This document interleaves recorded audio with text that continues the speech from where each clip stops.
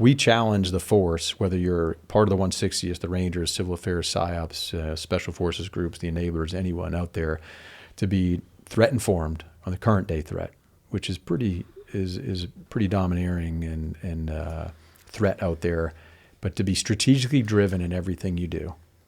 We don't need SOF to being duplicative of our conventional armed brothers or the joint forces. Someone else is doing it, we can move on to something else. Because when you really pull apart the definition of irregular warfare, it talks about assuring and coercing, relevant populations. You try and change behavior. Mm-hmm. And hopefully SOF is having that impact across the spectrum of conflict. That's competition, crisis, and conflict. And a crisis might be counterterrorism. It might be a neo-evacuation. It might be a flare-up. It would involve some light combat, and competition might be left to that.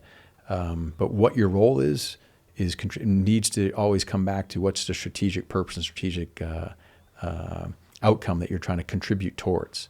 So you could be working in South America or Africa and contributing towards our NDS priorities of today, being counter PRC and Russia, namely, the top two there. So I ask people to challenge themselves. What is your strategic impact? Again, no matter where you are and what you're doing, how are you contributing towards ultimately preventing World War III? Mm-hmm. That's what winning looks like. So that's what we're trying to do, is stay in that competition zone, maybe up to the crisis zone, and avoid the high-end conflict. But be sure, if there is high-end conflict, USOC, Army SOF, Army Special Operations is absolutely going to have a role, no matter what part of the formation you're part of. It's what we're training to do.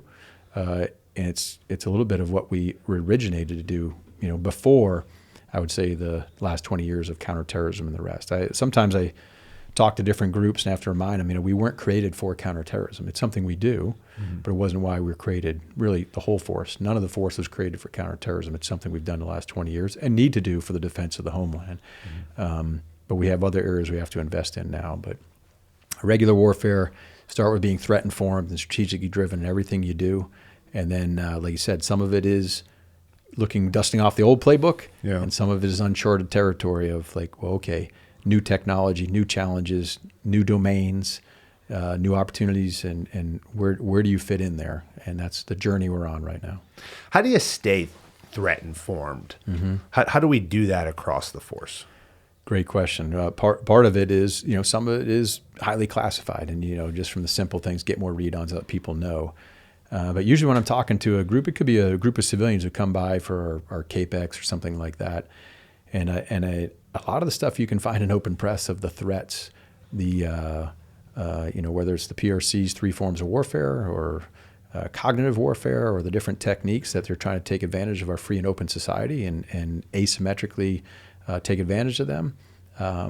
You can actually get pretty educated in the unclassed world to realize the threat may not always be wearing camouflage uniform and mm-hmm. seeking to fight you on the plains of the battlefield. And I think SOF is tailor-made for that, whether it's going back to Wild Bill Donovan asking for skullduggery and different thoughts. I think the mindset of SOF is tailor-made to think creatively and be value-added to the challenges that we're facing right now, because it's not always direct. Mm-hmm. It's many times indirect and many times asymmetric, which I think is perfect for SOF and Army SOF to provide value in.